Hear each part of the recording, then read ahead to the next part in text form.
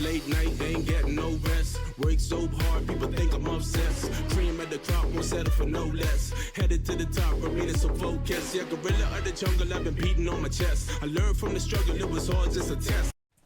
Hey guys, welcome back. So today we're going to jump into the macro side of things. I want to take a look at kind of the tariff situation.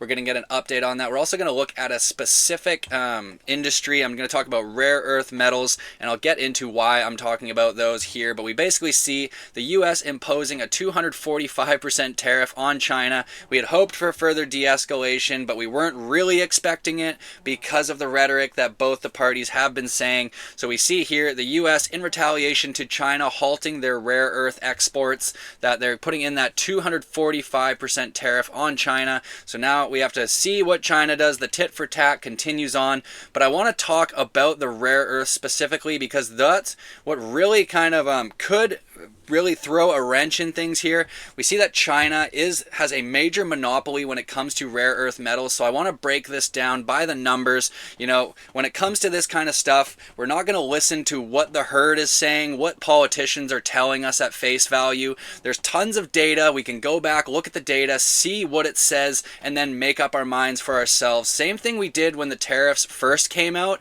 We had everyone, or kind of everyone listening to Trump and the administration saying that tariffs are going to be good, they're going to lower costs, you know, they're going to give you tax cuts, it's going to bring in revenue, this and that. When in reality, we look at the data and what we find is that the tariffs and trade wars negatively affect stock markets. So we see the stock markets underperforming, going down right around announcements of tariffs and trade wars. We see that the consumer is negatively affected by increase in costs passed on to the consumer. So we knew as an investor and a consumer this was not going to be a good thing. That's exactly what played out. The stock market dropped 22%. We saw risk assets like Bitcoin dropping 30%. You know, if you're following the herd, you followed the herd to the slaughterhouse. You know, it's hard to hear, but you just have to learn from that. You know, it's not the worst. It's not the end of the day. We're still not that far off of our highs when it comes down to things. So don't kick yourself too hard. Just recognize, you know, that weakness and focus on the data going forward next time. That's what ultimately tells us, you know, what is likely to happen. And then we look at the charts, and the charts tell us when we should get in and out of the market. So that's what we did. That's what we're going to continue doing. Now we're going back to the data to see what it says. Basically, in 2024, 70% of the U.S. rare earths originated from China. So the U.S. very heavily reliant on China as that importer of rare earth metals. We see it's trailing China significantly when it comes to production. We see here China coming in first. They produce about 270,000 metric tons of rare earth metals per year. They have a vast dominance over the majority of the 17 different rare earth elements. So it's not just a couple different rare earths that China has this majority control of. They've got 17 different rare earth elements where they support, or they kind of dominate the global production and supply. They also dominate the global reserve holdings as well. So we'll get into that in a little bit here. But specifically magnet rare earths like neodymium and praseodymium, excuse me if I pronounce those slightly wrong, but they're, yeah, we'll continue on here. So the largest rare earth mining company in the world, China Northern Rare Earth High Tech, owns the prolific Bayan Obo rare earth mining complex in Inner Mongolia. We see their rare earths industry is basically controlled by state-owned miners. So in theory, this allows China to keep a strong handle on production. They can essentially choose if they want to ramp up or ramp down production at will. In the US, because it's more of a private industry, there's a little bit more logistics behind it. We see here though, look at this difference. So the US coming in second in terms of rare earth production at 45,000 metric tons. So 45,000 metric tons versus 270,000 metric tons in China. And the fact that they import 70 to 72% of their rare earths from China is pretty insane. We see the rare earth supply in the US comes from a single mine, so the Mountain Pass mine in California. That's also interesting to note. We did recently hear that the governor of California wants to sue the federal government for all this tariff stuff. So interesting to note, the only rare earths mine currently producing within the US is within California, and we're kind of getting this sense that California is not happy with the way the tariffs have been implemented, and they're starting to kind of hit back. But we see here this is owned by MP Materials. So we've been talking about that in the past couple days. MP it's a company I'm definitely interested in potentially picking up a position. You know, they've pumped like crazy over the last few days just because of this announcement.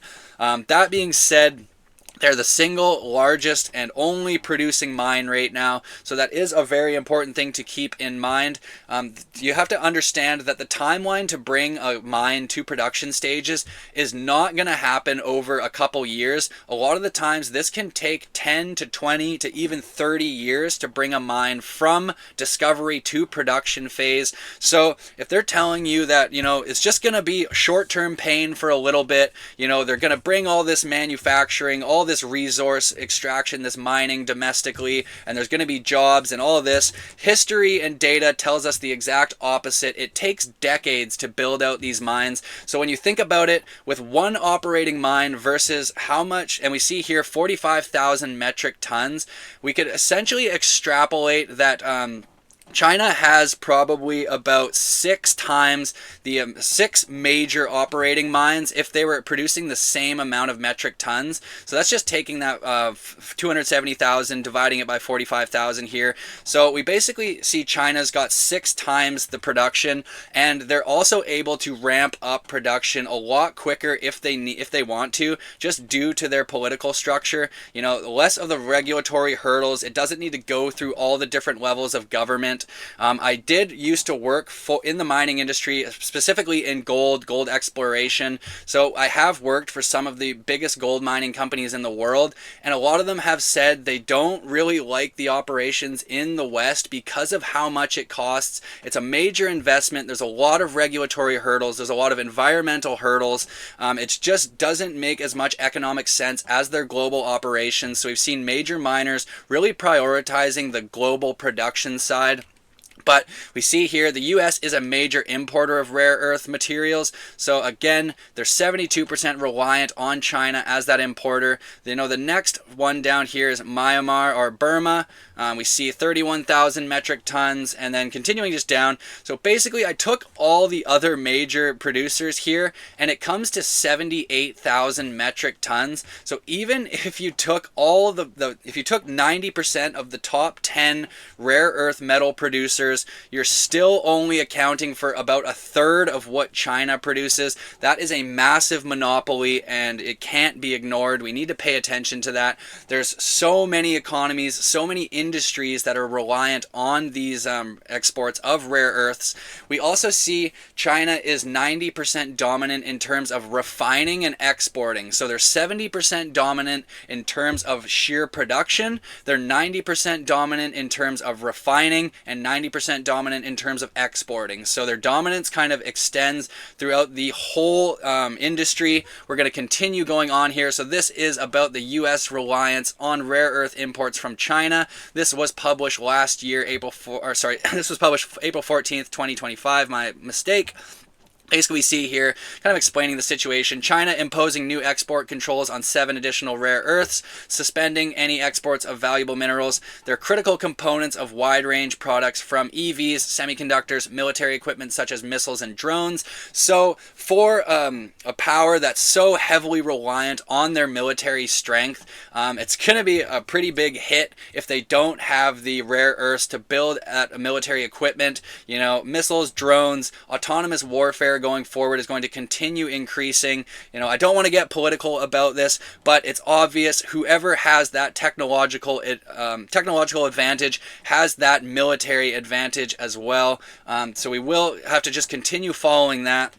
We see the U.S. heavily reliant on rare earth imports for China, accounting for about 70% of their imports between 2020 to 2023. Yttrium here, one of the elements covered by the new rules, is almost exclusively sourced in China, with 93% of it brought into the U.S. from China. So they're nearly 100% import reliant for yttrium, which is used in catalysts, ceramics, electronics, lasers, metallurgy, and phosphors. So even if they aren't fully reliant on on rare earths as a whole, they're pretty much fully reliant on certain rare earths needed in certain instances. So the reliance is there regardless of how you spin it.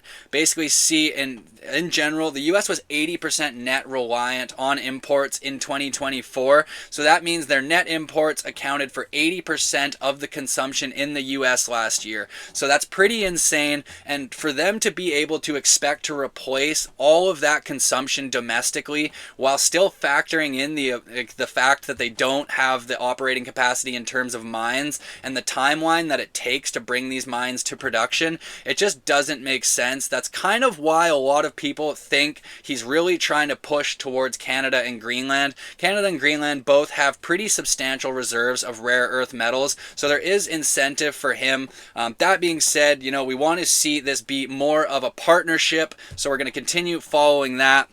But we are aware, basically, China here, just major dominance when it comes to share of the U.S. imports, major dominance when it comes to production, major dominance also when it comes to reserves. So we're going to talk quickly about rare earth reserves. Who are the top 8 countries?